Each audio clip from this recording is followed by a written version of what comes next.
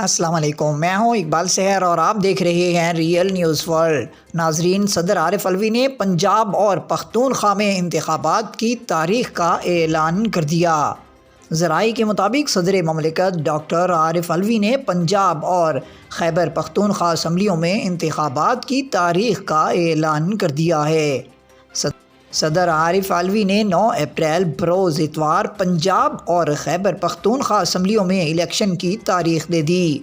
صدر نے election act 2017 کے سیکشن 57(1) کے تحت انتخابات کی تاریخ کا اعلان کیا۔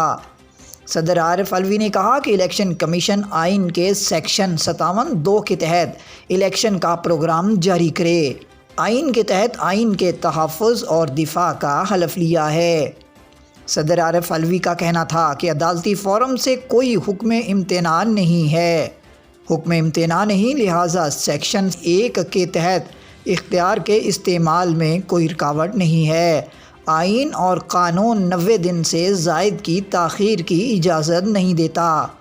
واضح رہے کہ صدر عارف علوی نے انتخابات کی تاریخ کے اعلان کے لیے الیکشن کمیشن کو مشاورت کے لیے خط بھی لکھے تھے، تاہم الیکشن کمیشن نے صدر عارف علوی کی الیکشن کی تاریخ پر مشاورت کی تجویز مسترد کر دی تھی۔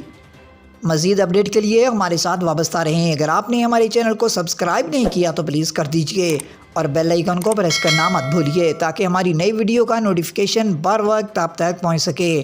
کامنٹ باکس میں اپنے خیالات کا اظہار کیجئے۔ اللہ حافظ۔